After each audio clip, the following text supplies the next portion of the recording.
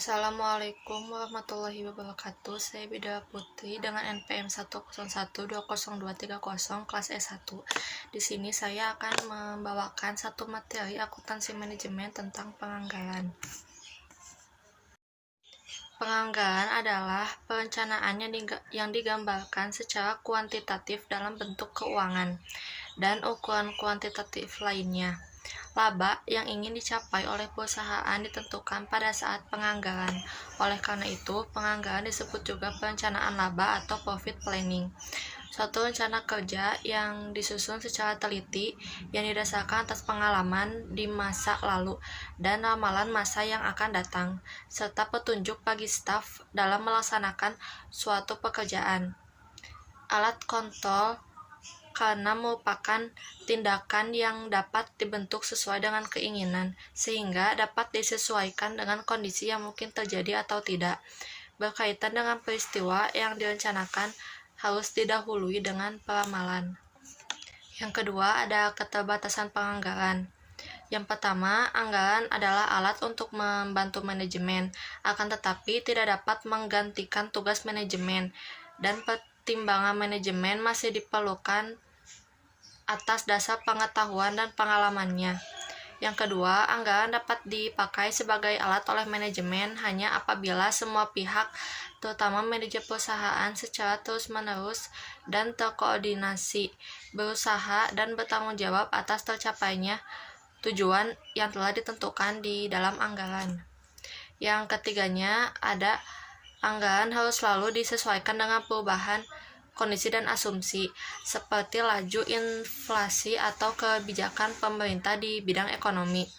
Yang terakhir, anggaran didasarkan pada proyeksi atau kegiatan yang akan datang, sangat tergantung pada pengalaman dan kemampuan dari estimator. Poin selanjutnya ada jenis-jenis penganggaran. Di sini terdapat 4 jenis penganggaran menurut Gunawan Adi Saputro dan Marwan Asri tahun 2003. Yang pertama, berdasarkan isi anggaran, yaitu anggaran laba rugi dan anggaran neraca.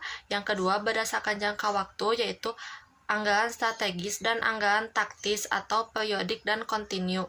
Yang ketiga, berdasarkan segi kelengkapan, yaitu anggaran komprehensif dan parsial. Dan yang terakhir, anggaran berdasarkan fleksibel, yaitu anggaran tetap dan anggaran variabel.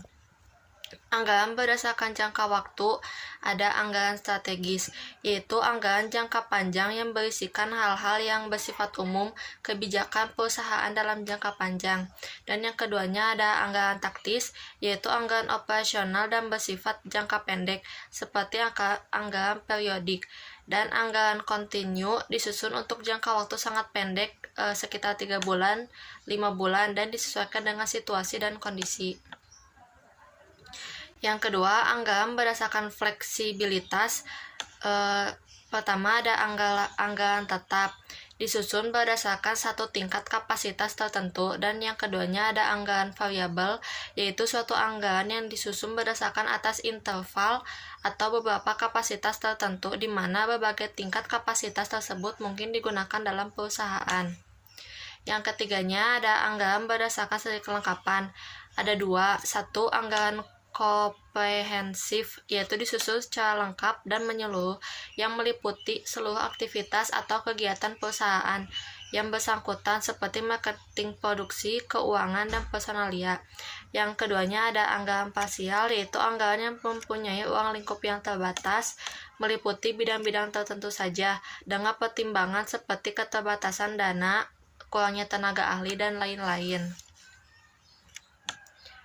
Selanjutnya ada tentang pengertian peramalan penjualan, yaitu proses kegiatan memperkirakan produk yang akan dijual pada waktu yang akan datang dalam keadaan tertentu dan dibuat berdasarkan data yang pernah terjadi dan atau mungkin akan terjadi. Selanjutnya ada anggaran produksi, yaitu suatu rencana perusahaan guna menghasilkan produk perusahaan dalam jumlah yang sesuai dengan keperluan penjualan dengan cara mempertimbangkan jumlah persediaan awal dan juga pada periode tertentu. Sekian presentasi dari saya. Wassalamualaikum warahmatullahi wabarakatuh. Semoga bermanfaat.